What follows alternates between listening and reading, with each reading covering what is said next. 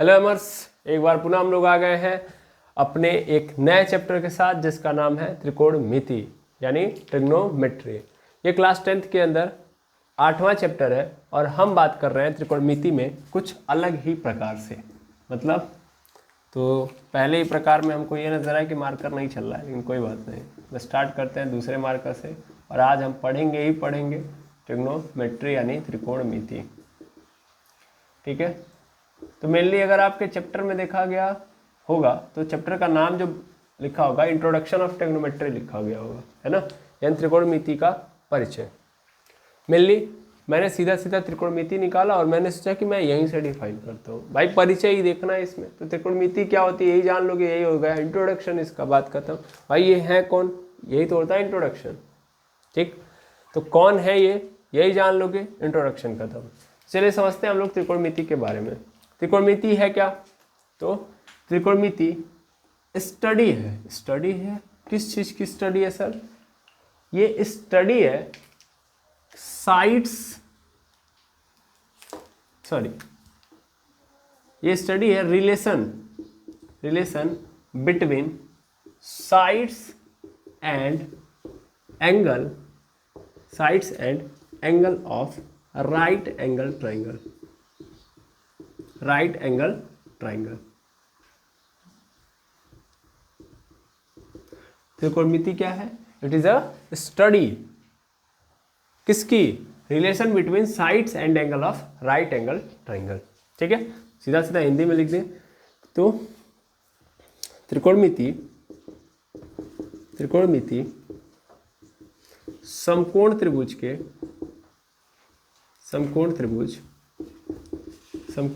के भुजाओं एवं कोणों के बीच के संबंधों का अध्ययन करता है। त्रिकोणमिति में क्या हम अध्ययन करते हैं, क्या पढ़ते हैं? तो समकोण त्रिभुज के साइड यानी जो भुजाएं हैं और कोण है उनके बीच में क्या रिलेशन है और उनके रिलेशन से क्या क्या चीज़ें डेवलप हो रही हैं, उन्हीं को हम पढ़ते हैं त्रिकोणमिति के अंदर। ठीक है, बिल्कुल। मेनली इस चैप्टर के अगर आप इवोल्यूशन की बात करेंगे, डेवलपमेंट की बात करेंगे, तो ये कहाँ पे? ग्रीक मैथमेटिशियन द्वारा ये चैप्टर बनाया गया है। ठीक है, इसमें सबसे बड़ा रोल जो पाया जाता है वो होता है हिप्पार्कस का। ठीक है, तो अगर आप बात कर सकते हैं ट्रिग्नोमेट्री के फाउंडर की, दैट मीन्स ट्रिग्नोमेट्री के अंदर या ट्रिग्नोमेट्री को इन्वेंट करने का जो काम किया गया सबसे ज़्यादा, उसमें जो अहम रोल माना जाता है वो किसका माना जाता है? हिप्पार्कस का माना जाता है। मेनली इनके अलावा कई लोग और नजर आएंगे, ठीक है, जो त्रिकोणमिति के अंदर काम कर रहे होंगे। हिप्पार्कस जो थे ये क्या थे? ये ग्रीक मैथमेटिशियन थे। अगर हम इंडिया की बात करें तो इंडिया के अंदर जो इंडियन मैथमेटिशियन जिन्होंने त्रिकोणमिति के ऊपर काम किया था वो थे आर्यभट्ट। यानी आर्यभट्ट साहब ने क्या किया था? बहुत सारा काम किया था किसके ऊपर? ट्रिग्नोमेट्री के ऊपर। तो इंडियन मैथमेटिशियन जिन्होंने ट्रिग्नोमेट्री के ऊपर काम किया वो आर्यभट्ट साहब थे। और ग्रीक मैथमेटिशियन जिन्होंने किसके ऊपर काम किया था? ट्रिग्नोमेट्री के ऊपर। मेनली ट्रिग्नोमेट्री के फाउंडर जो है वो कौन माने जाते हैं? तो वो एक्चुअल में हिप्पार्कस साहब माने जाते हैं। ठीक है, क्लियर है? चलिए आगे हम समझेंगे मेनली। तो ये जो ट्रिग्नोमेट्री शब्द है, ट्रिग्नोमेट्री वर्ड है, ठीक है, तो ट्रिग्नोमेट्री वर्ड आखिर किसने दिया था?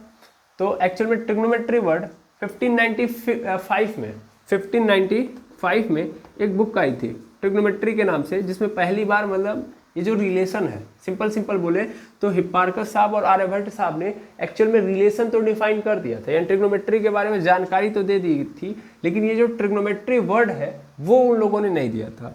तो ट्रिग्नोमेट्री वर्ड किसने दिया था ये हम बता रहे हैं। 1595 में एक बुक आई थी और उसमें हम लोगों ने सबसे पहली बार देखा था ट्रिग्नोमेट्री वर्ड। तो ट्रिग्नोमेट्री वर्ड देने वाला कौन था? ट्रिग्नोमेट्री वर्ड या ट्रिग्नोमेट्री टर्म किसने दिया था? Given by बार्थोलोमेनियस।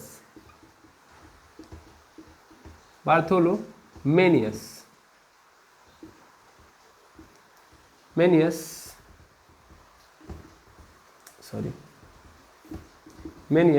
पिटिस्कस बार्थोलोमेनियस पिटिस्कस नाम के ग्रीक मैथमेटिशियन ने दिया था। ठीक है, उन्होंने एक बुक लिखी थी या उनकी एक बुक पब्लिश हुई थी और उस पर सबसे पहली बार हम लोगों ने ट्रिग्नोमेट्री नाम सुना। ठीक है, तो अगर आपसे कोई पूछ दे ट्रिग्नोमेट्री वर्ड किसने दिया था तो वो इन्होंने ही दिया था। और इनकी एक बुक आई थी कि कौन सी बुक थी 1595 के अंदर ट्रिग्नोमेट्री के नाम से ही थी। तो पहली बार ट्रिग्नोमेट्री वर्ड यहाँ पे यूज किया गया था। ठीक है, बाकी फाउंडर हिप्पारकस और इंडियन मैथमेटिशियन जिन्होंने ट्रिग्नोमेट्री पे काम किया तो आर्यभट्ट। क्या करता है ये, तो राइट एंगल ट्राइंगल के साइड्स एंड एंगल के बीच में क्या बता रहा होता है, ये रिलेशन बता रहा होता है। कौन, ट्रिग्नोमेट्री। अगर आप क्लास 10th के अंदर चैप्टर्स की बात करेंगे तो आपको ट्रिग्नोमेट्री के 2 चैप्टर नजर आएंगे। पहला चैप्टर तो इंट्रोडक्शन होगा ट्रिग्नोमेट्री का और दूसरे चैप्टर में एप्लीकेशन पढ़ेंगे। तो एप्लीकेशन का मतलब कि ये जो ट्रिग्नोमेट्री आप पढ़ रहे हो भाई, ये जो समकोण त्रिभुज ले रहे हो, इनके भुजाओं और कोणों के बीच में संबंध बता रहे हो, आखिर ये पढ़ के करोगे क्या, तो वो हम एप्लीकेशन में सीखते हैं। बाकी इनके बीच का जो रिलेशन है वो हम इंट्रोडक्शन में पढ़ते हैं। ठीक है, तो क्लास 10th के अंदर ये 2 पार्ट में डिवाइडेड आपको मिलेगा। ये आपको क्लास 11th में भी मिलेगा फिर से ट्रिग्नोमेट्री, फिर आपको क्लास 12th के अंदर भी मिलेगा ट्रिग्नोमेट्री। तो यानी आप कुल मिला के कहा जाए तो ट्रिग्नोमेट्री की जर्नी आज से यानी अभी से स्टार्ट हो जाता है। और ये जर्नी कब तक चलेगी भाई, जब तक आप मैथ पकड़ के चलोगे। ठीक है, यानी जब तक आप मैथ पकड़ोगे तब तक आपको कौन मिलेगा, ट्रिग्नोमेट्री। जब मैथ तब ट्रिग्नोमेट्री। मेनली समझते हैं और थोड़ी सी बातों को, जैसे ये तो हम लोगों ने ऊपर से समझा, दुनिया जो समझाती है। ठीक है, बाकी अपने हिसाब किताब से तो हम हमेशा शॉर्टकट ढूंढते हैं, है ना।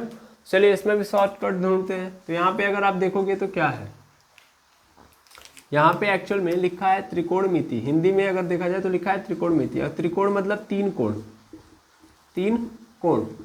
है ना, 3 कोण। और मिति मतलब क्या होता है, मापना। इन 3 कोणों को मापना बोल सकते हैं हम लोग। और ये 3 कोण कौन होंगे भाई, 3 कोण किसके पास होते हैं, सर सीधी बात है, त्रिभुज, है ना। क्या होता है, त्रिभुज। 3 कोण मतलब किसके पास होता है, 3 कोण त्रिभुज के पास। दैट मीन्स ट्राइंगल की बात कर रहा हूं मैं, है ना।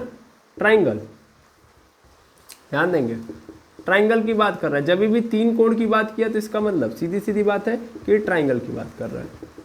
अब ट्राइंगल के अंदर हम देखें तो सिर्फ क्या 3 कोण ही होते हैं भाई, नहीं सर। ट्राइंगल जो होता है कुछ इस शेप का होता है। और इसमें क्या होती है कि मेनली 3 साइड्स होती हैं, 3 साइड्स होती हैं, यानी 3 भुजाएं होती हैं। और 3 क्या होते हैं, एंगल होते हैं। एंगल मतलब कोण होते हैं।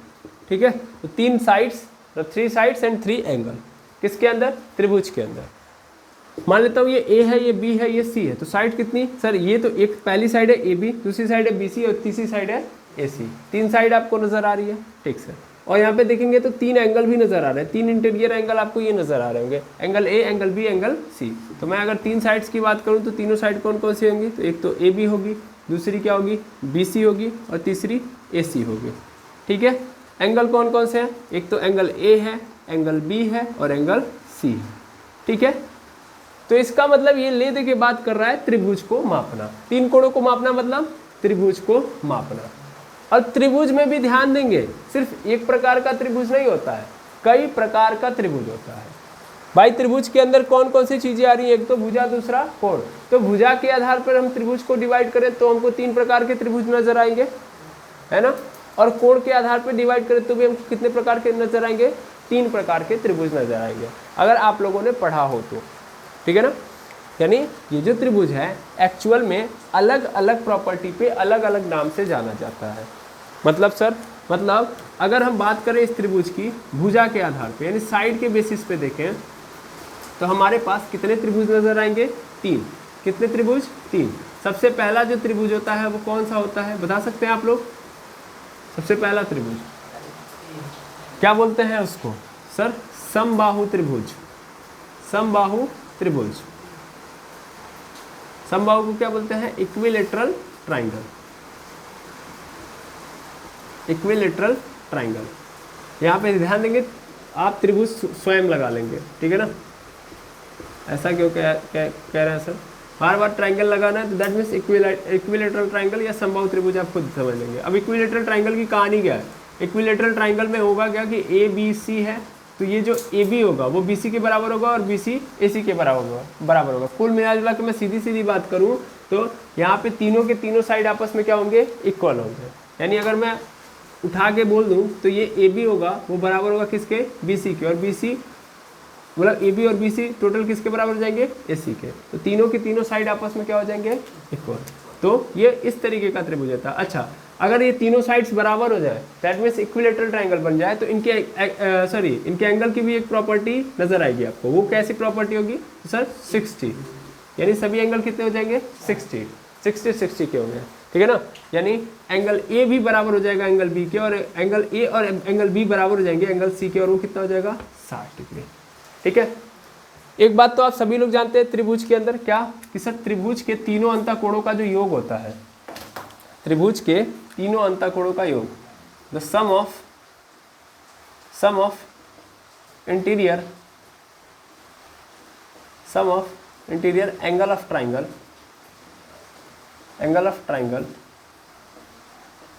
कितना होता है भैया? 180 डिग्री। यानी अगर मैं angle A plus angle B plus angle C को अगर जोड़ दूं तो किसके बराबर होगा? 180 के बराबर होगा, ठीक है। यानी त्रिभुज के तीनों अंतःकोणों को मैं जोड़ूंगा तो 180 डिग्री के बराबर नजर आएगा। तो ये तो पहला त्रिभुज हो गया। दूसरा कौन सा त्रिभुज है? दूसरा त्रिभुज आपको नजर आएगा, अगर आप देखोगे तो वो आएगा समद्विबाहु त्रिभुज। समद्विबाहु त्रिभुज, तो समद्विबाहु का मतलब अगर मैं बात करूं तो आइसोस्केलेन ट्राइंगल या आइसोस्केल्स ट्राइंगल, ठीक है, आइसोस्केल्स ट्राइंगल। इसमें क्या होता है कि इसमें कोई भी दो भुजाएं, जैसे ABC ट्राइंगल है तो इसमें क्या होगा? इनमें से कोई भी दो साइड्स आपस में क्या हो जाएंगे? इक्वल। जैसे AB बराबर हो सकता है BC के, या AC बराबर हो सकता है BC के, या AC बराबर हो सकता है AB के। कोई भी दो आपस में बराबर होंगे, और एक क्या होगी? डिफरेंट होगी। दैट मीन्स मैं यहाँ पे बोल सकता हूँ कि AB बराबर है यहाँ पे BC के, पर बराबर नहीं है कौन? AC। तीनों नहीं बराबर होंगी, कोई दो आपस में क्या हो जाएंगी? बराबर हो जाएंगी। क्लियर है? तो समद्विबाहु की ये प्रॉपर्टी। उसके बाद आता है विषमबाहु। विषमबाहु मतलब स्केलेन ट्राइंगल।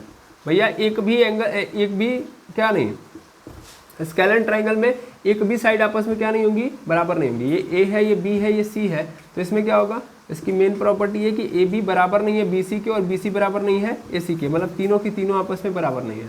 समझ पा रहा है? तो साइड्स की प्रॉपर्टी के आधार पे अगर मैं देखूं तो ट्राइंगल कितने प्रकार के मिलेंगे आपको? 3, समबाहु, समद्विबाहु, विषमबाहु, इक्विलेटरल, आइसोस्केलेन, स्केलेन। क्लियर है? बिल्कुल। अब हम बात कर रहे हैं एंगल के बिहाफ पे। अगर हम एंगल के बिहाफ पे देखें तो ट्राइंगल कितने टाइप के आपको मिलेंगे? तो एंगल के बिहाफ पे देखेंगे, सबसे पहले नंबर पे हमारे पास आता है वो होता है न्यून कोण त्रिभुज। कौन सा त्रिभुज? न्यून कोण त्रिभुज। ये अब एंगल की प्रॉपर्टी डिफाइन कर रहा होगा, तो न्यून कोण त्रिभुज। तो न्यून कोण त्रिभुज मतलब एक्यूट एंगल ट्राइंगल। फिर से मैं त्रिभुज हटा रहा हूँ, तो एक्यूट एंगल ट्राइंगल आप समझ लेंगे। अब एक्यूट एंगल ट्राइंगल मतलब सर, एक्यूट एंगल ट्राइंगल का मतलब ये होता है कि इनमें से कोई भी एंगल, जैसे यहाँ पे एंगल A, एंगल B और एंगल C है, यहाँ पे एंगल A, एंगल B और एंगल C, तो कोई भी एंगल 90 से ज़्यादा नहीं है, सब के सब 90 से क्या है? कम है। That means angle angle A is less than 90 degree, also angle B is less than 90 degree, also angle C is less than 90 degree. तो तीनों के तीनों क्या होंगे? अगर 90 डिग्री 90 से क्या होंगे? कम, तो उनको हम क्या बोलेंगे? न्यून कोण त्रिभुज बोलेंगे। ठीक है, बिल्कुल। ये पहला तरीका है। दूसरा तरीका आप देखेंगे मोस्ट फेवरेट, हाँ, त्रिकोणमिति में यही तो चलता है। त्रिकोणमिति में क्या चलता है? समकोण त्रिभुज। कैसा त्रिभुज? समकोण त्रिभुज। अब समकोण त्रिभुज कैसा होता है भैया? ये देख लो। समकोण त्रिभुज मतलब इसी को हम लोग बोलते हैं राइट एंगल ट्राइंगल। यानी त्रिकोणमिति में हम कौन से ट्राइंगल का यूज करते हैं? किस स्टडी कर रहे होते हैं? Right angle triangle. अब राइट एंगल ट्राइंगल की प्रॉपर्टी समझना। राइट एंगल ट्राइंगल की अगर बात करोगे तुम, तो राइट एंगल ट्राइंगल में एक एंगल मतलब ABC में से कोई एक एंगल कितने डिग्री का हो जाएगा? 90 डिग्री।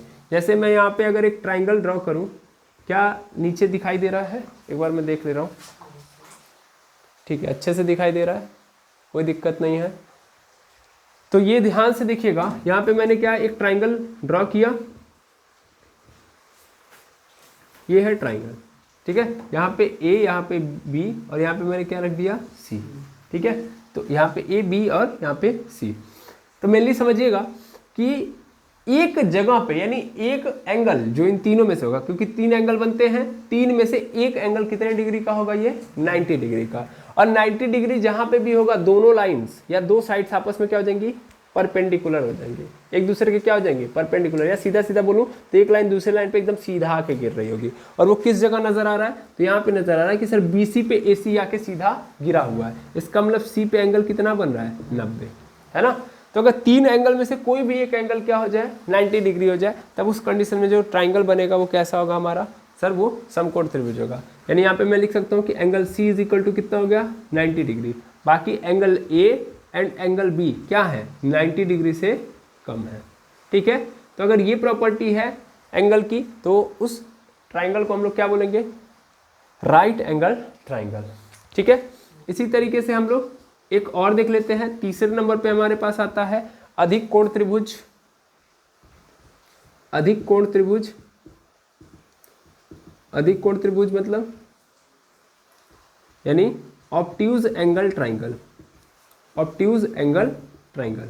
अब ये ऑब्ट्यूज एंगल ट्राइंगल में क्या होता है भाई, भैया जो ट्राइंगल है, मतलब जो ट्राइंगल है इसमें भी एक एंगल 90 से भी क्या हो जाए ज़्यादा, एक एंगल क्या हो जाए 90 से ज़्यादा।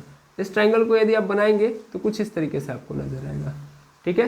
ये A, ये B और ये क्या हो गया C। तो इसमें देख रहे होंगे कि आप एंगल B जो है वो क्या है, ज़्यादा है। देखिए मेनली हम समझा दें आपको, ये 2 साइड्स है, सपोज कर लीजिए, यहाँ से ऐसे पकड़िएगा, ये 2 साइड्स हैं, ठीक है। तो 2 साइड कभी भी अगर आपस में एक दूसरे से मिल रही है तो वहीं पे क्या बनता है, इनके बीच में एंगल बनता है। अब एंगल को पहचानिए कि 90 है कि 90 से कम है या 90 से ज़्यादा है। तो सपोज करिए ये वाला जो आके गिरा हुआ है ये इसकी ओर झुका हुआ है, क्या है, झुका हुआ है, ये नीचे वाली साइड्स के ओर झुका हुआ है। तो झुकने का मतलब क्या है कि ये 90 से कम है। अगर एकदम सीधा हो गया, झुका नहीं है, न इधर न इधर, किसी और नहीं झुका है, तो इसका मतलब क्या है, ये 90 डिग्री है। और अगर ये इस साइड झुक गया, समझ पा रहे हैं, तो इसका मतलब क्या है, 90 से ज़्यादा है। सीधा मतलब ये इस क्या बोलते हैं, इस साइड की ओर झुक गया तो 90 से कम, खड़ा है ना, किसी भी ओर नहीं झुका, ना साइड की ओर झुका है ना साइड से परे झुका हुआ है, तो फिर 90 है। और साइड से परे झुक रहा है तो इसका मतलब साइड से दूर जा रहा है तब, ठीक है। या सीधा सीधा मैं बोलूँगा, अगर साइड की ओर गिर रहा है दूसरा साइड तो इसका मतलब 90 से कम है, ना किधर भी नहीं गिर रहा है ना, तो इसका मतलब 90 डिग्री है। और साइड से दूर भाग रहा है, इसका मतलब 90 से ज़्यादा। तो यहाँ पे क्या दिख रहा है, ये जो AB है ये AC से दूर भाग रहा है ना, इसका मतलब B क्या है, B 90 से ज़्यादा है ना। यानी B, angle B is greater than 90, ठीक है। हाँ ठीक है, यहाँ पे नहीं दिखाई दे रहा होगा अधिक कोण त्रिभुज, तो मैं इसको यहाँ पे बना देता हूँ। फिलहाल में आप लिख लीजिए, दिखाई तो देना चाहिए। बाकी एंगल A और एंगल C क्या होंगे, 90 से कम होंगे। तो एंगल B क्या हो गया, 90 से ज़्यादा। बाकी angle A and angle C क्या हो गए, क्या होंगे, 90 से कम। तो ऐसे ट्राइंगल को हम लोग क्या बोलेंगे भैया, अधिक कोण त्रिभुज, ठीक है। नॉर्मली समझने की बात थी, ठीक है, क्लियर है, बिल्कुल। मैं यहाँ पे फिर से इस चीज़ को लिख देता हूँ, अधिक कोण त्रिभुज वाला नहीं समझ में आया होगा, राइट एंगल ट्राइंगल वाला भी समझ लीजिएगा। राइट एंगल ट्राइंगल का मतलब यहाँ पे कोई एक कोण, या सीधा सीधा ये फिगर याद रखिए कि लाइन क्या होनी चाहिए, एक सीधी होनी चाहिए। A B C है तो एंगल B क्या हो गया हमारा, 90 डिग्री हो गया। बाकी एंगल A और एंगल C, मतलब ये वाला एंगल और ये वाला एंगल क्या है, ये तो एंगल A और एंगल C 90 से क्या है, कम है, ठीक है। बाकी ऑब्ट्यूज एंगल ट्राइंगल में क्या होता है, तो भैया जो लाइन होती है या जो एंगल होता है इन तीनों में से एक एंगल क्या होता है, 90 से ज़्यादा होता है। ये ABC है और यहाँ पे जो एंगल बन रहा है वो क्या है, 90 से ज़्यादा है। दैट मीन्स एंगल B क्या है, 90 से ज़्यादा है, ठीक है। अगर 90 से ज़्यादा हो रहा है, अच्छा 90 से ज़्यादा मतलब कितना ज़्यादा, ये बता सकते हैं क्या, 180 पहुँच जाएगा, नहीं कभी नहीं। तीनों एंगल का सम होना चाहिए 180, कोई एक एंगल 180 होगा तो फिर ट्राइंगल फॉर्म ही नहीं होगा, ठीक है। तो कितना तक मैक्सिमम जा सकता है, तो मैक्सिमम ये 120 तक पहुंचता है, 180 से ऑलवेज कम ही रहेगा ये, ठीक है। बाकी एंगल ए और एंगल सी कैसे रहेंगे सर, ये तो 90 से कम रहेंगे। अब ऐसा नहीं है कि एंगल बी 90 से ज़्यादा है और इसमें से एक दूसरा कोई एंगल 90 हो जाए, पॉसिबल है? तीनों को जोड़ के कितना लेके आना है, 180, तभी वो ट्राइंगल बन पाएगा, ठीक है। तो आई होप आपको समझ में आ गया हो कि जो त्रिभुज हैं वो साइड्स के बेसिस पे, अलग अलग प्रॉपर्टी के बेसिस पे अलग अलग नाम से जाने जाते हैं और एंगल की प्रॉपर्टी के बेसिस पे अलग अलग नाम से जाने जाते हैं। हमारा जो पूरा मतलब है यानी जो यूज है वो किसका है, समकोण त्रिभुज का, ठीक है। तो हम इस त्रिभुज को पकड़ेंगे, दैट मीन्स त्रिकोणमिति में हम लोग किसको मेजर कर रहे होंगे, त्रिभुज को, त्रिभुज मतलब तीन कोणों को, और तीन कोणों का मतलब त्रिभुज को मेजर कर रहे होंगे, एनालिसिस कर रहे होंगे। मेट्रिक का मतलब मापना होता है और एनालिसिस करना होता है, तो एनालिसिस कर रहे होंगे। लेकिन उस त्रिभुज में भी किस त्रिभुज को, समकोण त्रिभुज को, क्योंकि यहाँ पे त्रिभुजों की तो वैरायटी है ना भाई। तो मैं ये भी ले सकता था, ये भी ले सकता हूँ, मतलब त्रिभुज बोल रहा हूँ तो ये सब आ गए, ये सब के सब त्रिभुज है। लेकिन इसमें से भी स्पेशली किसको लेना है हमको, समकोण त्रिभुज को। दैट मीन्स त्रिकोणमिति मतलब तीन कोण मतलब त्रिभुज, त्रिभुज मतलब समकोण त्रिभुज, ठीक है। तो चलिए समझते हैं हम लोग समकोण त्रिभुज को। आई होप ये वाली कहानी आपको समझ में आ गई होगी, ठीक है। तो अगर हम समकोण त्रिभुज की बात करें तो देखिएगा क्या होता है समकोण त्रिभुज के पास, आखिर कौन सी चमत्कारिक प्रॉपर्टी है, गुण है इस समकोण त्रिभुज के पास कि जिसके कारण हम लोगों ने क्या किया है, पूरे त्रिकोणमिति में इसका यूज किया है, ठीक। चलिए समझते हैं। मेनली आप समकोण त्रिभुज की जब बात करोगे तो समकोण त्रिभुज कैसा होता है, ऐसा होता है, ठीक है। ऐसा मतलब कैसा, ये पूरा ऐसे बना दीजिए आप, ठीक है।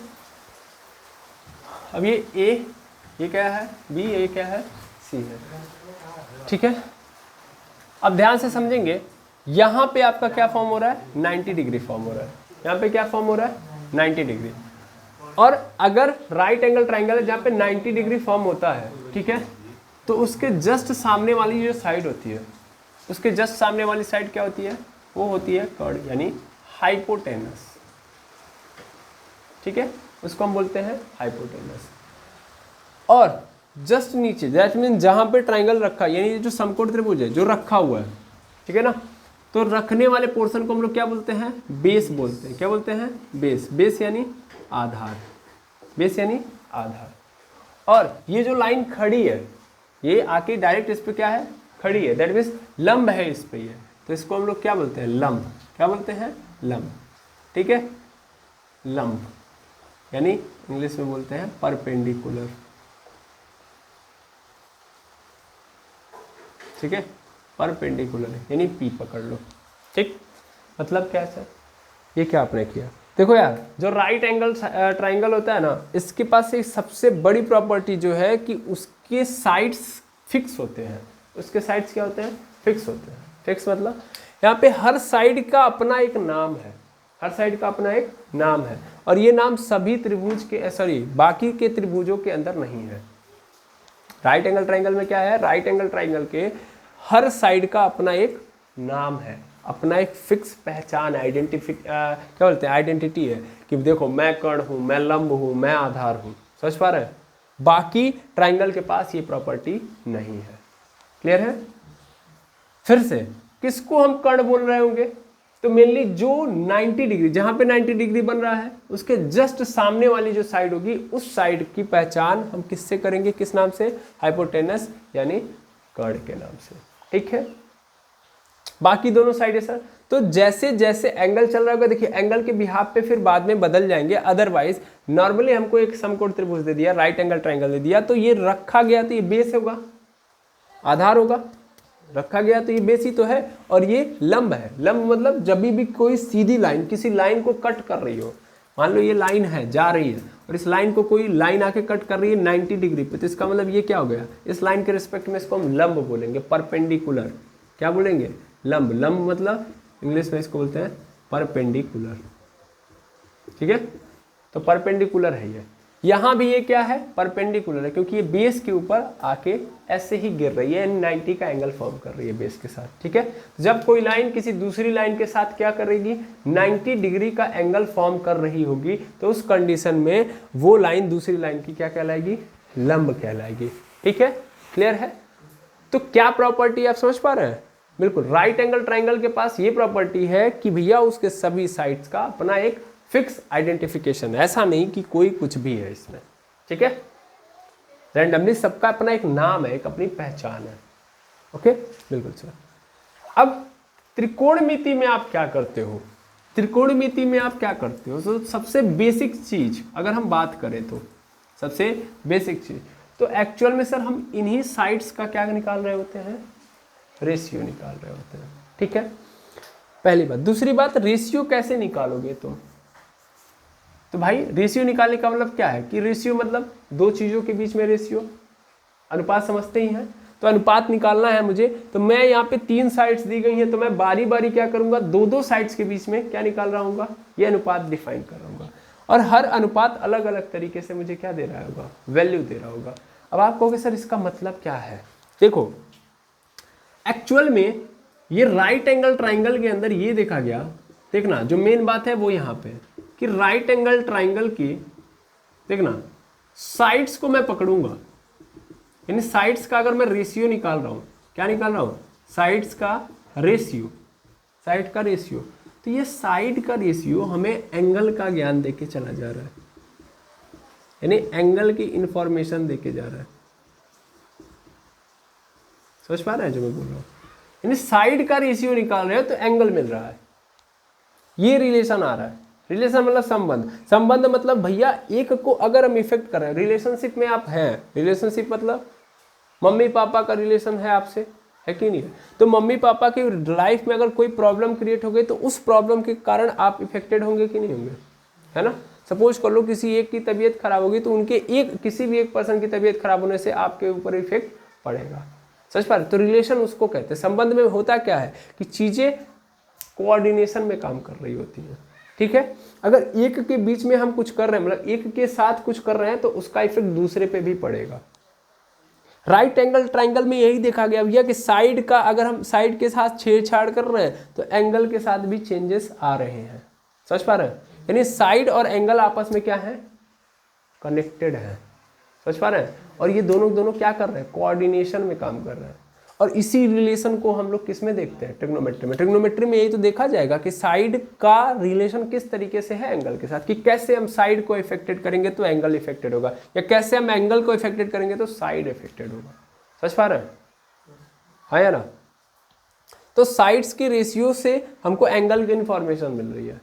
अब कैसे सर, 3 एंगल होते हैं, एक तो हमको ऑलरेडी पता है कि 90 डिग्री है, तो 2 ही एंगल तो बचे, एक तो ये वाला और एक तो ये वाला। ठीक है, सपोज कर लो मैंने यहाँ पे इस वाले एंगल की जानकारी लेनी है, मतलब मुझे ये जो एंगल सी है इसकी जानकारी लेनी है, और मैंने मान लिया कि ये जो एंगल है वो क्या है, थीटा है। ठीक है, नॉर्मली थीटा और फाई 2 चीज़ें आपको एंगल के लिए मिलेंगी। एंगल के लिए 2 आपको क्या मिलेंगे, सिंबल मिलेंगे। एंगल के जो सिंबल आपको मिलेंगे कितने मिलेंगे, 2। पहला एक तो थीटा और दूसरा फाई। सर ये दोनों क्या है, सर ये ग्रीक लेटर्स है। क्या है, ग्रीक लेटर्स। समझ पा रहे हैं, देखिए एक्स तो हम कहीं भी लगा सकते हैं, ठीक है, लेकिन मेनली एंगल को रिप्रेजेंट करने के लिए हम लोग थीटा यूज करते हैं। ठीक है, एक्स तो अगर आपको नहीं समझ में आ रहा तो एक्स तो आप कहीं लगा दो, कोई नहीं है तो एक्स तो अपना है ही। लेकिन अगर देखा जाए तो थीटा और फाई, थीटा और फाई, तो इनका ज़्यादातर हम लोगों ने देखा है यूज कि लोगों ने एंगल के लिए किया है। ठीक है, तो थीटा और फाई किसके लिए यूज किए जाएंगे, एंगल के लिए, ज़्यादातर उसमें भी थीटा।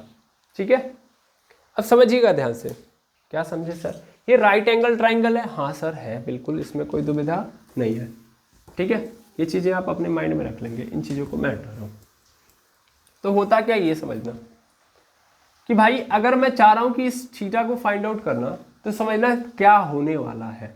क्या होने वाला है सर, मान लो हम थीटा के रिस्पेक्ट में देखेंगे, तो देखना जब हम किसी एंगल के रिस्पेक्ट में देखेंगे, बाकी हमको ये पता है कि 90 डिग्री के सामने वाला क्या होता है, हाइपोटेनस, लेकिन ये जो बेस और परपेंडिकुलर है ये बदलते रहता है। सर कैसे बदलेगा? थीटा के रिस्पेक्ट में बदलेगा। भाई देखो अगर थीटा यहाँ पे है तो इसके जस्ट सामने वाली साइड को हम परपेंडिकुलर बोल रहे होंगे, ठीक है?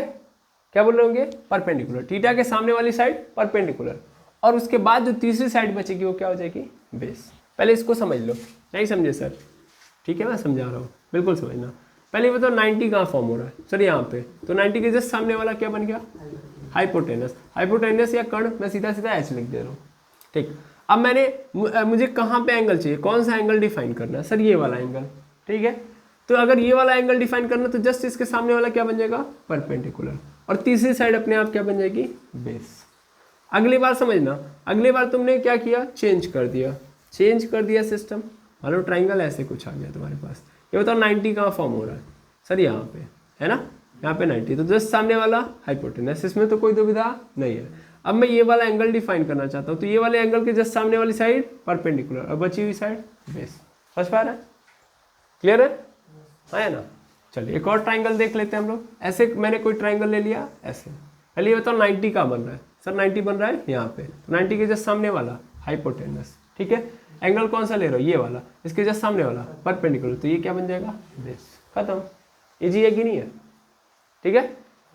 तो जिस एंगल के रिस्पेक्ट में देखोगे उस एंगल के रिस्पेक्ट में क्या हो जाएगा वो, मतलब उसके जस्ट सामने वाला जो साइड होगा उसको हम परपेंडिकुलर बोलेंगे, बाकी बची हुई साइड को हम क्या बोल रहे होंगे?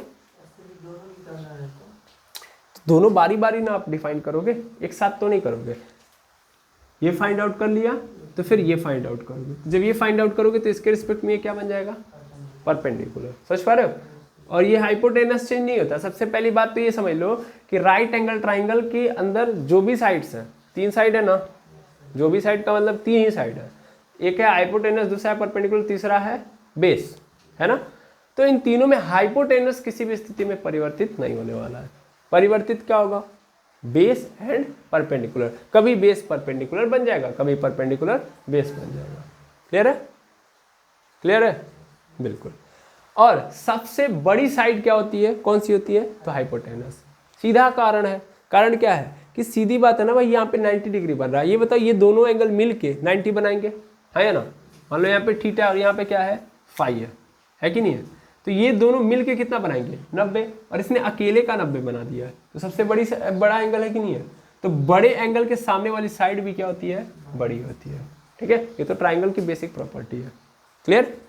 तो इतनी बातें याद रखेंगे कि हाइपोटेनस सबसे बड़ी साइड है। क्यों? क्योंकि वो 90 डिग्री के सामने, और 90 डिग्री सबसे बड़ी एंगल है राइट एंगल ट्राइंगल के अंदर। ठीक। अच्छा, आपके मन में ये कंफ्यूजन नहीं ना आया कि थीटा और फाई क्यों मिलकर 90 बनाएंगे? क्योंकि हमको पता है कि तीनों को जोड़ूंगा तो 180 आना चाहिए। तो ये ऑलरेडी 90 है, तो 90 और चाहिए ना, तो ये 90 इन दोनों को मिला के ही तो मिलेगा, इसलिए। क्लियर है? चलिए, अच्छी बात है। अब कहानी को थोड़ा सा और आगे बढ़ाते हैं।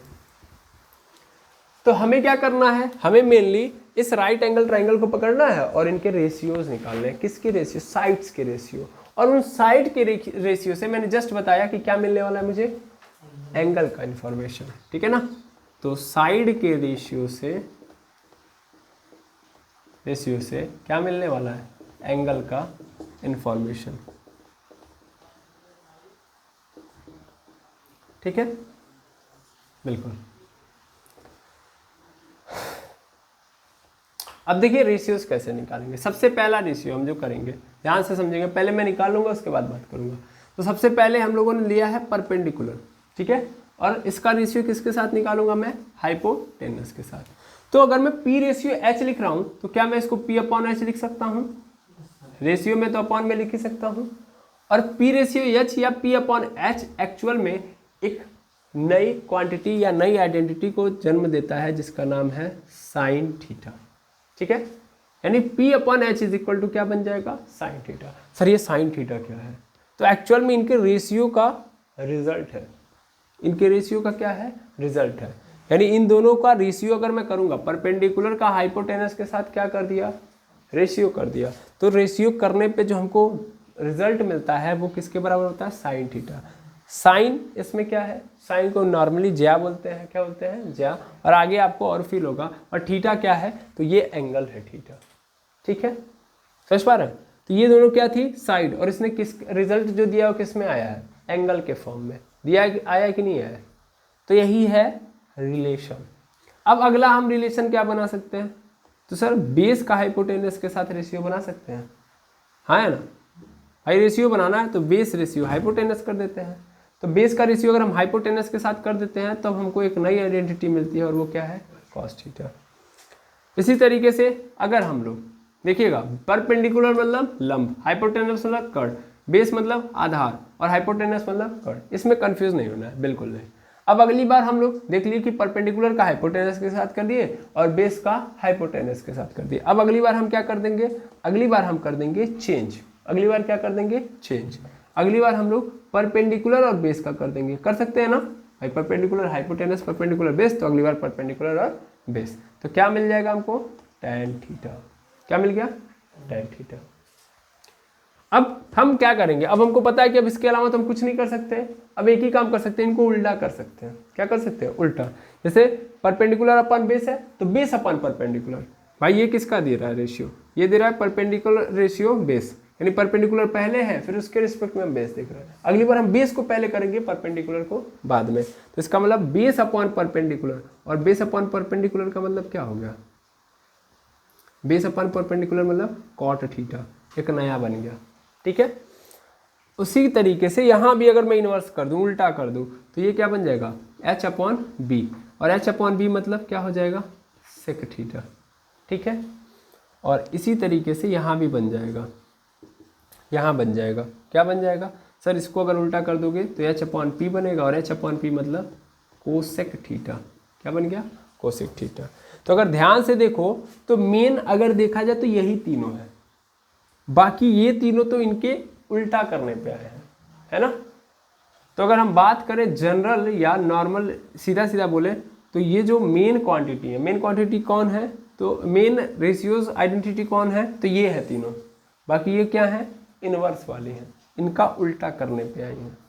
ठीक है, समझ पा रहे हैं, क्लियर है, कॉन्सेप्ट तो क्लियर हो गया होगा, बिल्कुल। मैं इस रेशियो की कहानी को यहाँ से हटा के डायरेक्ट इनका नाम लिख देता हूँ हिंदी में, यानी इसको बोलेंगे हम लोग लंब बटा कर्ण। यहाँ पे क्या बोल रहे होंगे, यहाँ पे हम लोग बोल रहे होंगे आधार बटा कर्ण। यहाँ पे क्या बोलेंगे हम लोग, लंब बटा आधार। ठीक है, क्लियर है। और बस इसका उल्टा करते गया हूँ, यहाँ पे लंब कर्ण बटा लंब, कर्ण बटा आधार, और यहाँ पे आधार बटा लंब, ये कहानी है। ठीक है, तो इसमें मेन क्वांटिटीज अगर आपसे पूछ दिया तो कौन है, ये तीनों है, बाकी ये तीनों इनका उल्टा है।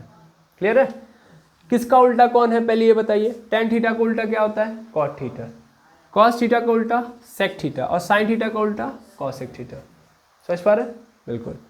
sin थीटा किसका रेशियो होता है, परपेंडिकुलर अपन हाइपोटेनस का, cos थीटा बेस अपन हाइपोटेनस का, और tan theta perpendicular upon base. उल्टा कर लो उसके बाद तो चक्कर कुछ है नहीं, है ना। और ये याद रख लेना क्या, कि भैया h का मतलब यहाँ पे हमारे वहाँ क्या है, कर्ण है, p का मतलब क्या है, लंब है, और b का मतलब क्या है, आधार। हिंदी वाले ये समझ लेंगे, ठीक है। इंग्लिश वाले तो समझ ही रहे हैं, h मतलब हाइपोटेनस, p मतलब परपेंडिकुलर, b मतलब बेस। अब मेनली इस पूरी कहानी को थोड़ा और हम एक्सटेंड करें, ये तो आपको जो याद रखना है वो याद ही रखना है, इसके अलावा थोड़ा समझिएगा कि ये जो आइडेंटिटी है, देखिए ये sine theta, cos theta, tan theta, ये क्या है, आइडेंटिटी है। ठीक है, क्या है, आइडेंटिटी। टोटल कितनी आइडेंटिटी बन रही है, 6, 1 2 3 4 5 6। ठीक है, तो अगर हम बात करें ट्रिग्नोमेट्रिक आइडेंटिटीज की, आइडेंटिटीज मत बोलिए, हम तो बोलेंगे रेशियोज की बात करते हैं। ठीक है, तो टोटल कितने रेशियोज हैं, टोटल 6 रेशियो है। तो 6 ट्रिग्नोमेट्रिक रेशियो आपको नजर आ रहा है 6 त्रिकोणमितीय अनुपात। क्या है, ट्रिग्नोमेट्रिक रेशियो मतलब त्रिकोणमितीय अनुपात। इनको भी अगर हम डिराइव करें तो मेनली ये 2 भागों में जाएंगे। कितने भागों में, 2। यहाँ से तो दिख रहा है कि 2 भाग में है, 3 जो मेन है और 3 जो उनके इनवर्स है।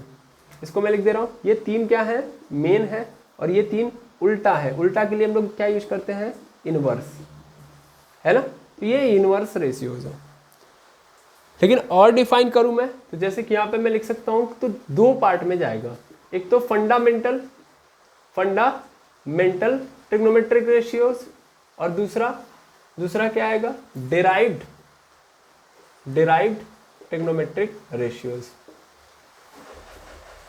ट्रिग्नोमेट्रिक रेशियो, ठीक है, त्रिकोणमितीय अनुपात।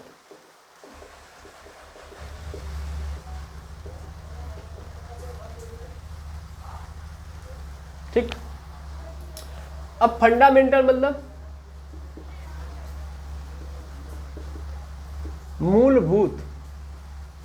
मूलभूत अनुपात। मैंने आपको सिखाया है कि जहां भी मूलभूत लग गया, फंडामेंटल लग गया, दैट मीन्स उसका होना अति आवश्यक है, उसका होना अति आवश्यक है। यानी ऐसे ट्रिग्नोमेट्रिक रेशियोज जो ट्रिग्नोमेट्री आएगी तो 100% आएंगे, ठीक है। और वो लोग कौन है, तो दो लोग हैं, एक है साइन और दूसरा है कोसाइन। साइन और कोसाइन, साइन को ही हम लोग साइन बोलते हैं और कोसाइन को ही हम लोग कॉस बोलते हैं, ठीक है। मेनली हिंदी में इन दोनों का आप याद रख लें तो ज़्यादा बेटर होगा। इसको ज्या बोलते हैं और इसको क्या बोलते हैं, कोज्या, ठीक है। इसको क्या बोलते हैं, ज्या, और इसको क्या बोलते हैं, कोज्या। और डेराइव्ड ट्रिग्नोमेट्रिक रेशियो क्या होते हैं भैया, डेराइव्ड ट्रिग्नोमेट्रिक रेशियो सीधा मतलब मैं अगर बात करूं तो इसको हिंदी में बोलते हैं व्युत्पन्न त्रिकोणमितीय अनुपात। अब आपके मन में चल रहा होगा सर ये सब क्या पढ़ा रहे हो, ये सब तो चीज़ें हम लोगों से परे हैं। ऐसा बिल्कुल नहीं है, जानना जरूरी है, जान लो, जितना जानोगे उतना मजा आएगा। त्रिकोणमिति एक ऐसा चैप्टर है कि जिसमें आप जितनी जानकारियाँ लेते जाओगे उतना ही आप अपने आप को निखारते हुए आगे बढ़ोगे, ठीक है। और जितना इसके बारे में कम जानोगे उतना ही फंसोगे, तो जितना हो सके इसके बारे में जानकारियाँ लो, ठीक। अब व्युत्पन्न त्रिकोणमितीय अनुपात किसको बोलेंगे भैया, सीधी बात है भाई कि ऐसे ट्रिग्नोमेट्रिक रेशियो जो किनसे बने हों, फंडामेंटल ट्रिग्नोमेट्रिक रेशियो से बने हों, समझ पा रहे हैं, उनको हम लोग क्या बोलेंगे, डेराइव्ड ट्रिग्नोमेट्रिक रेशियो। मेनली मैं फिर से बता दूं, इस पूरे ट्रिग्नोमेट्री को बनाने के लिए दो राशियां आई हैं, ठीक है, साइन और कोसाइन। रेशियोज के बिहाफ पे देखेंगे तो मेन हमको तीन नजर आएंगे, लेकिन ये साइन और कॉस ने ही मिलके टैन को बनाया है। किसने बनाया है, साइन और कॉस ने मिलके टैन बनाया है। यानी मेन अगर देखा जाए तो इसमें भी कौन है, दो हैं। कैसे, अभी तुमको समझ में आ जाएगा। देखो मैं पहले लिख देता हूं कि व्युत्पन्न कितनी आएंगी, तो यहाँ पे 4, यहाँ पे कितनी, 2। 4 कौन कौन से, तो पहला होगा टेंजेंट। क्या होगा, टेंजेंट, यानी इसी को हम लोग बोलते हैं टैन। फिर दूसरे नंबर पे क्या आता है हमारे पास, को टेंजेंट, और इसी को हम लोग क्या बोलते हैं, कॉट। फिर आता है हमारे पास सीकेंट, और सीकेंट मतलब सेक। और उसके बाद क्या आता है, कोसीकेंट, और कोसीकेंट मतलब कॉसेक, इसी को हम लोग क्या बोलते हैं, कॉसेक। तो ये याद रखेंगे। टैन का मतलब होता है पूरा का पूरा टेंजेंट। टेंजेंट आप लोग जानते हैं स्पर्श रेखा हिंदी में बोलते हैं, ठीक है। तो ये चीज़ें अभी आप फील करेंगे आगे जाके। फिर को टेंजेंट मतलब कॉट, सीकेंट मतलब सेक, और कोसिकेंट मतलब कॉसेक। तो मैंने क्या बोला कि भैया इनको बनाने का उत्तरदायित्व तो किनके पास है, इनके पास है। दैट मीन्स इनको किसी ने नहीं बनाया, ये खुद आई हैं, समझ पा रहे हैं। लेकिन जब ये आई तो इन लोगों ने मिलके बाकियों को बनाया, यानी इन दोनों ने मिलके ही बाकियों को बनाया है। अब देखिए कैसे। सबसे पहला क्वेश्चन हमारे पास आता है कि सर टैन कैसे बना है साइन और कॉस से, ठीक है। तो मेनली टैन थीटा का मतलब क्या है, परपेंडिकुलर अपॉन बेस, है ना। लेकिन ये परपेंडिकुलर अपॉन बेस जानते हैं कैसे आया, ये ऐसे आया कि मैंने इस साइन थीटा का और कॉस थीटा का भी रेशियो कर दिया। That means sine theta upon cos theta कर दो भाई, तो sine theta upon cos theta, sign theta की वैल्यू कितनी होती है, परपेंडिकुलर अपॉन हाइपोटेनस, और इसका कॉस थीटा का क्या होता है, बेस अपॉन हाइपोटेनस। हाइपोटेनस से हाइपोटेनस कैंसिल आउट, क्या बन गया हमारे पास, परपेंडिकुलर अपॉन बेस, और परपेंडिकुलर अपॉन बेस ही तो टैन थीटा है। इसका मतलब टैन थीटा को बनाया किसने, दोस्तों साइन थीटा और कॉस थीटा के रेशियो ने। साइन थीटा और कॉस थीटा ने मिलकर टैन थीटा को बनाया है, समझ पा रहे हैं। तो हम सीधा सीधा क्या लिख सकते हैं भाई, यहाँ पे जगह ही कम हो गई, चलिए कोई बात नहीं, कि मैं यहाँ पे बोल सकता हूँ, यहाँ पे मैं बोल देता हूँ कि भैया टैन थीटा का उत्तरदायित्व है साइन थीटा और कॉस थीटा के रेशियो के पास। यानी टैन थीटा को हम एक और चीज़ लिख सकते हैं, क्या लिख सकते हैं कि sine theta upon cos theta, पहली बात। दूसरी बात, हमको पता है कि टैन थीटा का उल्टा क्या होता है, कॉट थीटा। टैन थीटा का उल्टा क्या होता है, कॉट थीटा। तो इसका मतलब 1 अपॉन कॉट थीटा भी लिख सकते हैं। तो ये बड़ा इंपॉर्टेंट रिजल्ट है। मुझे कुछ याद और कराना चाहिए, मैं याद कुछ और करा रहा हूँ। मुझे एक्चुअल में इस पर काम करा के आगे बढ़ जाना चाहिए था, मैं क्वेश्चन लगा रहा होता। लेकिन मैं चाहता हूँ कि आप इसको भी पकड़ो कि tan थीटा कहाँ से आया है sir, sine theta upon cos theta से, और sine theta upon cos theta is equal to 1 upon cot theta. क्यों ऐसा कर रहा हूँ अभी मैं समझा दूंगा। फिलहाल में बस एक चीज़ अगर अपने पॉइंट में माइंड में रख ली ना तो आपका काम खत्म। क्या कि भैया साइन और कॉस पता है तो मैं बाकी 4 बना सकता हूँ। साइन कॉस पता हो गया तो मैं बाकी चारों के 4 बना सकता हूँ। खुद देख लो tan थीटा कैसे बनेगा, साइन थीटा और कॉस थीटा के रेशियो से। और sine theta upon cos theta मतलब कॉट थीटा का उल्टा हो जाएगा, यानी tan थीटा उल्टा होता है कॉट थीटा का। तो पहली चीज तो समझ में आ गई। अब देखते हैं कि कॉट थीटा को कैसे साइन और कॉस ने बनाया है। ठीक है, देखा जाए। बिल्कुल, तो मैं इतनी बातों को मैं मिटा दूं, यहाँ तक आप लोगों ने नोट कर लिया होगा। तो मैं सबसे पहला काम करता हूँ कि ऊपर का यहाँ से मिटा देता हूँ, ये चीजें मैं हटा दूंगा, उसके बाद बात करूंगा। अब देखना कॉट थीटा मतलब एक्चुअल में क्या होता है। कॉट थीटा मतलब यहाँ पे आपको नजर आ रहा है, कॉट थीटा मतलब कहाँ पे है, कॉट सर कहाँ है, यहाँ पे है। कॉट थीटा मतलब बेस अपान परपेंडिकुलर। देखना कैसे आएगा, अगर मैं इसको कॉस थीटा और साइन थीटा का रेशियो लिख दूँ, यानी cos theta upon sine theta, तो कॉस थीटा की वैल्यू कितनी होती है, बेस अपान हाइपोटेनस, और साइन थीटा की value perpendicular upon hypotenuse. Hypotenuse से hypotenuse cancel, perpendicular upon sorry base upon perpendicular, यही तो होता है आपका कॉट थीटा, है ना। तो कॉट थीटा मतलब कॉस थीटा अपन साइन थीटा, यानी कॉस थीटा और साइन थीटा का रेशियो कर दूं मैं तो क्या बन जाएगा, कॉट थीटा। और आपको पता भी है कि कॉट थीटा क्या होता है। मान लो ये है कॉस थीटा अपन साइन थीटा, उसके अलावा क्या होता है, उसके अलावा क्या होता है सर, ये tan थीटा का उल्टा होता है, यानी tan थीटा को उल्टा कर देंगे तो भी हमको क्या मिल जाएगा, कॉट थीटा। क्लियर है। अब अगली कहानी पे आते हैं, सेक थीटा पे। सेक थीटा कैसे आएगा सर, ये सेक थीटा तो सीधा सीधा हमको पता है कि ये किसका उल्टा होता है, कॉस थीटा का, यानी सीधा सीधा हम इसको लिख सकते हैं कॉस थीटा 1 अपन कॉस थीटा। भाई इसी को पलट देंगे बन जाएगा सेक थीटा। कॉसेक थीटा की बात आ गई तब सर, कॉसेक थीटा मतलब क्या, कॉसेक थीटा मतलब ये तो साइन का उल्टा होता है ना, यानी cosec theta is equal to 1 upon sine theta. समझ पा रहे हैं, आया ना। तो उल्टा करेंगे ना भाई, उल्टा करने का मतलब 1 अपॉन, देखो कॉस थीटा की वैल्यू क्या है, कॉस थीटा की वैल्यू है हमारे पास बेस अपॉन हाइपोटेनस। ये क्या हो जाएगा, पलट के ऊपर चला जाएगा हाइपोटेनस, तो क्या आ जाएगा हमारे पास हाइपोटेनस अपॉन बेस। करेंगे नहीं बनेगा भाई, 1 अपॉन साइन करोगे तभी तो कॉसेक आएगा। साइन की वैल्यू क्या है, साइन की वैल्यू है परपेंडिकुलर अपॉन हाइपोटेनस, और कॉसेक थीटा की वैल्यू क्या है, हाइपोटेनस अपॉन परपेंडिकुलर। उल्टा हुआ है कि नहीं हुआ है, ये हाइपोटेनस परपेंडिकुलर सबसे ऊपर कैसे जाएगा, जब ऊपर 1 रहेगा तभी तो। 1 upon hypotenuse upon sorry perpendicular upon hypotenuse है साइन थीटा का मतलब यही तो, साइन थीटा की वैल्यू रख दिया। अब मैं उसको ऊपर लेके चला जाऊंगा तो हाइपोटेनस तो ऊपर चला जाएगा ना भाई, ये क्या हो जाएगा हाइपोटेनस अपॉन परपेंडिकुलर, और हाइपोटेनस अपॉन परपेंडिकुलर को ही तो हम क्या बोलते हैं कॉसेक थीटा। तो इसका मतलब साइन थीटा का उल्टा करेंगे, उल्टा करने का मतलब यहाँ पे अपॉन में चला जाएगा तो क्या बन जाएगा कॉसेक थीटा। क्लियर है, आई होप समझ में आ गया होगा। क्या क्या समझ में आ गया, जो बात समझनी चाहिए वो समझ लो पहले। ये पूरी स्लाइड बहुत इंपॉर्टेंट है, बहुत ही इंपॉर्टेंट है, अति इंपॉर्टेंट जो बोलते हैं, अति वाला इंपॉर्टेंट है। तो सबसे पहली बात तो याद रखो कि साइन थीटा किनके रेशियो से उत्पन्न हुआ है।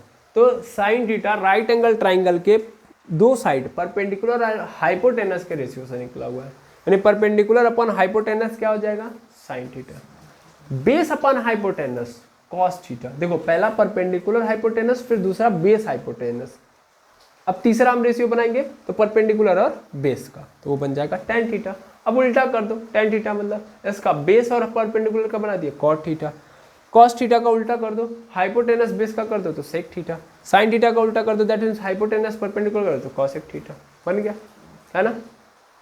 टोटल कितने ट्रिग्नोमेट्रिक रेशियोज बने हैं 6, और इन 6 को पैदा करने के लिए कितने की जरूरत है, दो ही इसमें काफी है। इन 6 में मेन कौन है तो 2, इन्हीं दोनों से बाकी सब के सब बने हैं, है ना। tan थीटा कैसे बना है तो sin थीटा और cos थीटा से, cot थीटा कैसे बना है cosec थीटा और sin थीटा से, sec थीटा cos थीटा का उल्टा, cosec थीटा sin थीटा का उल्टा। बाकी इसको याद कैसे करना है, याद कर लेंगे, बड़ा सिंपल है यार। sin थीटा परपेंडिकुलर और हाइपोटेनस का, cos थीटा परपेंडिकुलर हटा दो बेस डाल दो तो बेस और हाइपोटेनस का, अब दोनों में हाइपोटेनस हाइपोटेनस हो चुका था, तो हाइपोटेनस को ही हटा दो, परपेंडिकुलर और बेस का जो रेशियो होगा वो क्या बना देगा, tan थीटा। tan थीटा का उल्टा, that means base upon perpendicular कर दिया तो cot थीटा। cos थीटा का उल्टा sec थीटा, और cos थीटा मतलब बेस अपॉन हाइपोटेनस, तो उल्टा कर दो, hypotenuse upon base sec theta बन जाएगा। sin थीटा का उल्टा क्या होता है, cosec थीटा, तो cosec थीटा मतलब भाई sin थीटा का मतलब होता है परपेंडिकुलर अपॉन हाइपोटेनस, तो अगली बार हाइपोटेनस अपॉन परपेंडिकुलर। क्लियर है? बाकी आपको याद करने के लिए अलग अलग तरीके बनाए गए हैं, है ना। मैं इसको मिटा दूं, ठीक, इसको मैं मिटा देता हूं, उसके बाद मैं तरीका बताता हूं। तो सबसे पहले आप इतना नोट डाउन कर लीजिएगा, ठीक है। और ये जरूर याद रखिएगा कि 2 ही से बाकी के 4 बने हुए हैं, ठीक है। तो कभी भी अगर हमसे किसी भी ट्राइंगल के अंदर 2 ट्रिग्नोमेट्रिक रेशियो दिए हैं और बाकी के पूछ रहे हैं, तो हमको ज़्यादा दिमाग लगाने की ज़रूरत नहीं पड़ेगी, हम डायरेक्ट वहाँ से निकाल लेंगे, ठीक है। जैसे अगर मेरे पास यहाँ पे याद करने की कहानी हो, तो अलग अलग कहानियाँ बनाई गई हैं, आप लोगों ने अपने हिसाब से देखा होगा। अगर हिंदी मीडियम वालों की बात करें, हिंदी वाले जो हैं तो वो याद करते हैं लाल बटा कक्का से, लाल बटा कक्का से, है ना। देखो लाल बटा कक्का मतलब, देखो लंब बटा कर्ण, फिर आधार बटा कर्ण, फिर लंब बटा आधार। लंब बटा कर्ण मतलब साइन थीटा, आधार बटा कर्ण मतलब कॉस थीटा, और लंब बटा आधार मतलब टैन थीटा। बाकी तो पता ही है, टैन थीटा को उल्टा कर दोगे क्या बन जाएगा, कॉट थीटा। यानी आधार बटा लंब बोल दिया तो क्या हो जाएगा, कॉट थीटा। कर्ण बटा आधार बोल दिया तो सेक थीटा, क्योंकि कॉस थीटा का उल्टा सेक थीटा। कर्ण बटा लंब बोल दिया तो कॉसेक थीटा, क्योंकि साइन थीटा का उल्टा क्या होता है, कॉसेक थीटा। क्लियर है ना। अब इंग्लिश मीडियम वाले अपने अपने तरीके अपनाते हैं। जैसे यहाँ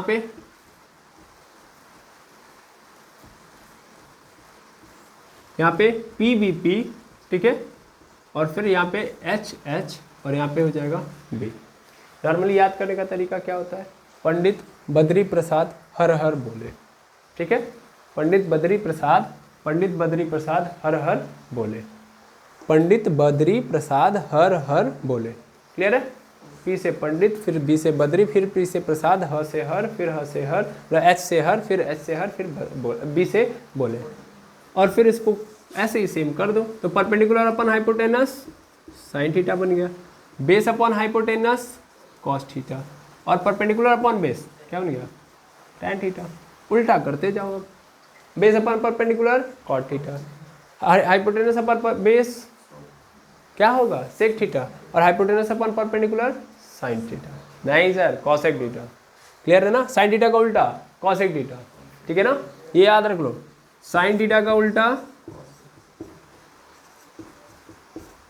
उसी को इंग्लिश वाले लिख लेंगे इनवर्स कॉसेक थीटा, ठीक है। कॉस थीटा का उल्टा क्या हो जाएगा, सेक थीटा, और टैन थीटा का उल्टा कॉट थीटा।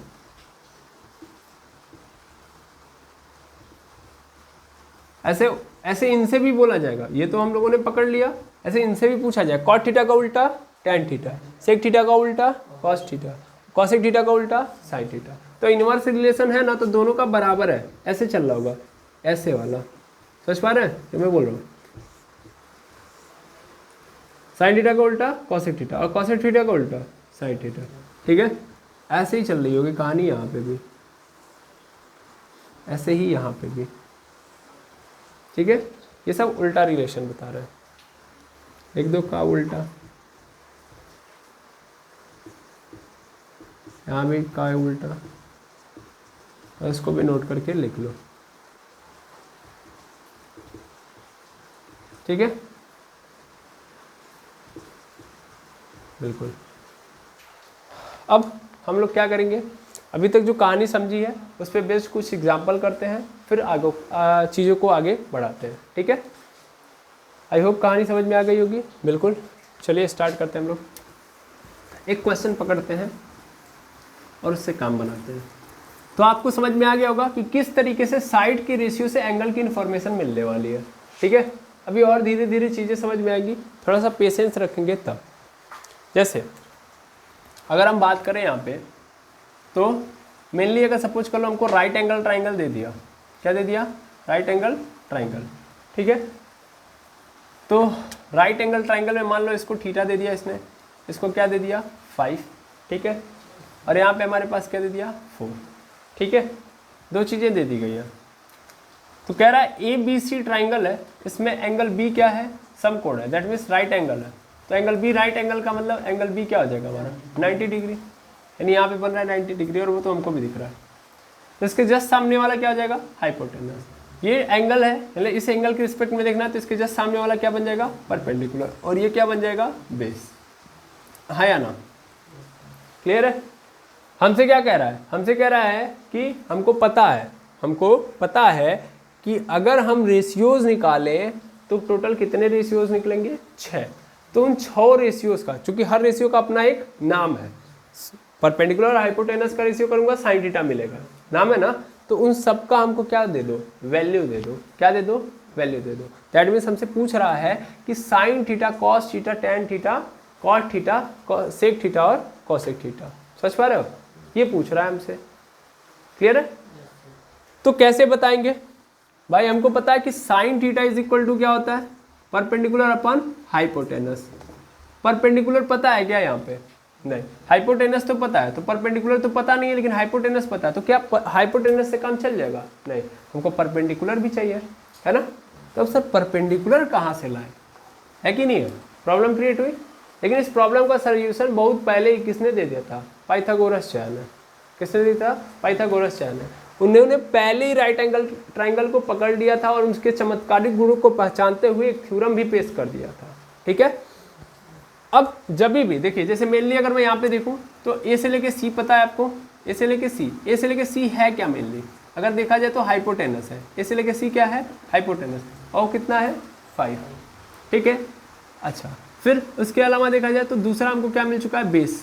बेस क्या है, बेस सर है ए से लेके बी तक, और वो कितना है 4। और तीसरा बी से लेके सी तक क्या है, परपेंडिकुलर, यानी परपेंडिकुलर है हमारा बी से लेके सी तक, और उसकी वैल्यू नहीं पता है।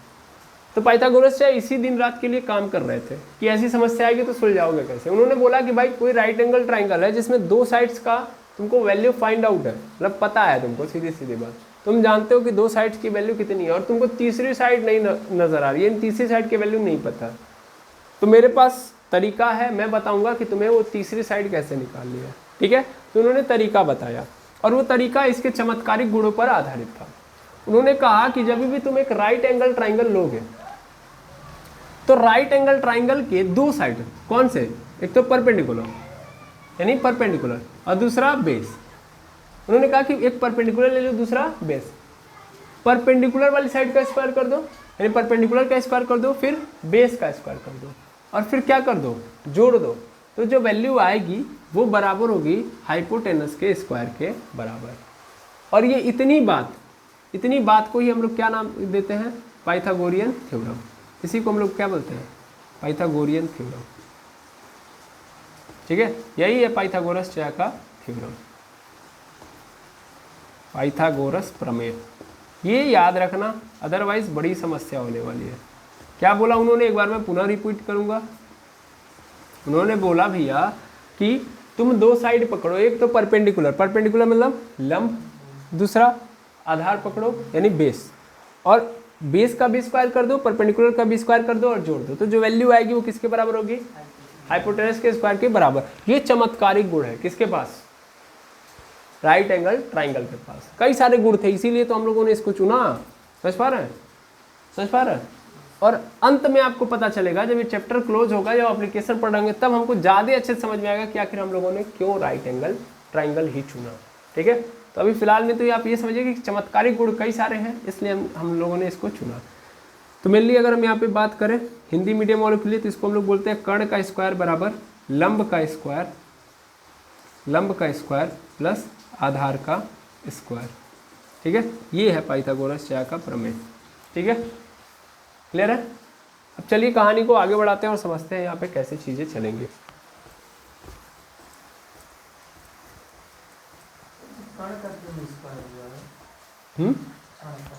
तो क्यों होगा नहीं, वही तो हो रहा है भाई, वो राइट एंगल ट्राइंगल की प्रॉपर्टी है कि परपेंडिकुलर का स्क्वायर कर दो और बेस का स्क्वायर कर दो, दोनों को क्या कर दो, ऐड कर दोगे तो जो आंसर मिलेगा वो ऑब्जर्वेशन है, वो हमने नहीं किया, वो अपने आप हो रही है, उसके अंदर ये गुण है, प्रॉपर्टी है।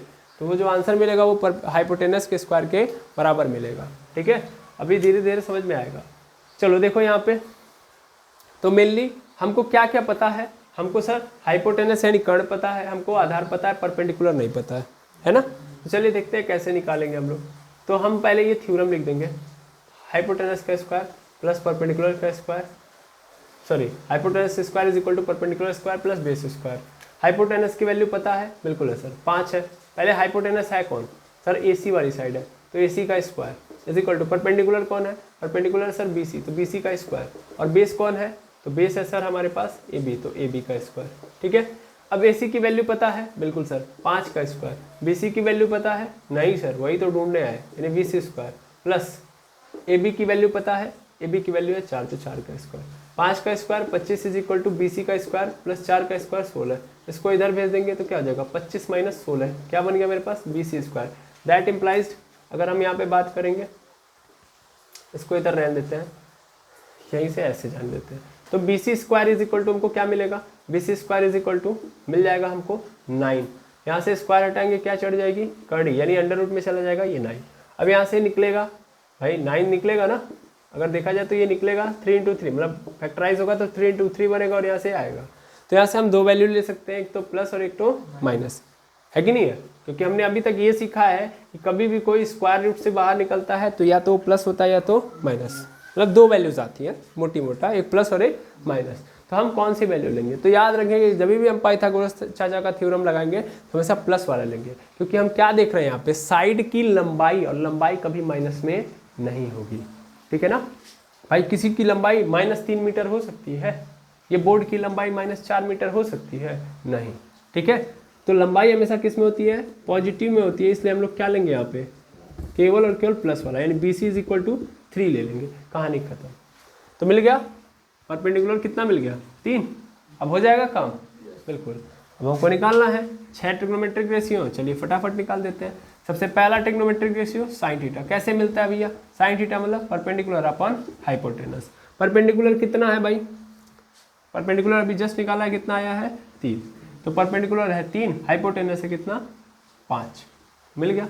Sign theta is equal to 3/5। Cos theta is equal to क्या होता है, बेस अपॉन हाइपोटेनस। बेस की वैल्यू कितनी है भाई, बेस की वैल्यू कितनी है, जस्ट देखा हम लोगों ने 4 है, हाइपोटेनस 5, खत्म।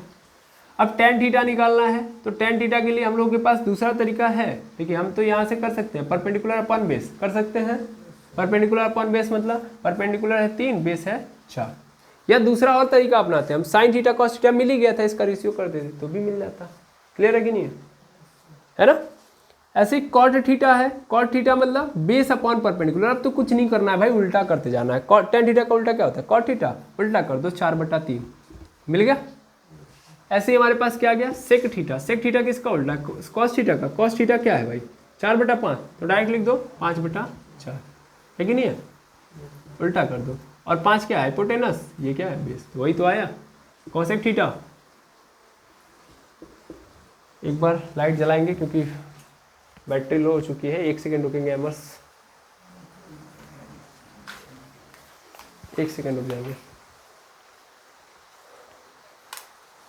यहाँ से हम काम चलाते हैं किसी तरह, क्योंकि लास्ट मोमेंटम है, बैटरी उसकी लो हो चुकी है और इस समय अभी बारिश हो ही रही है। तो देखेंगे कॉस थीटा, यहाँ पे बस ऐसे पकड़े रहिएगा। देखिए उस पर वो नहीं आ रहा है, कॉस थीटा मतलब cos theta, sorry cos theta मैं कह रहा हूँ कॉसेक थीटा।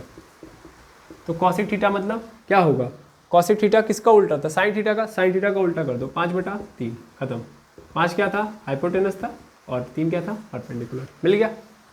तो इस तरीके से हम लोग क्या करेंगे, ट्रिग्नोमेट्रिक रेशियोज के क्वेश्चंस को सॉल्व करेंगे। आई होप आपको समझ में आ गया होगा कि इस तरीके से हम लोग क्वेश्चन कैसे सॉल्व करेंगे, कैसे हम फाइंड आउट करेंगे ट्रिग्नोमेट्रिक रेशियोज को। क्लियर है। तो हम लोगों ने बहुत सारी बातें आज कर ली हैं, चूँकि बैटरी मोबाइल की लो हो चुकी है, फिर मतलब 15% लगभग हो चुकी है, इसीलिए फ्लैश लाइट ऑफ हो गया है, लाइट है नहीं, बारिश लगातार हो रही है और जो ये लाइट है ये भी गायब हो रही है। तो इसलिए मैं इस लेक्चर को यहीं पे एंड करता हूँ। मिलूंगा मैं नेक्स्ट लेक्चर के अंदर। आज के लिए इतना ही। Thank you very much एमर्स।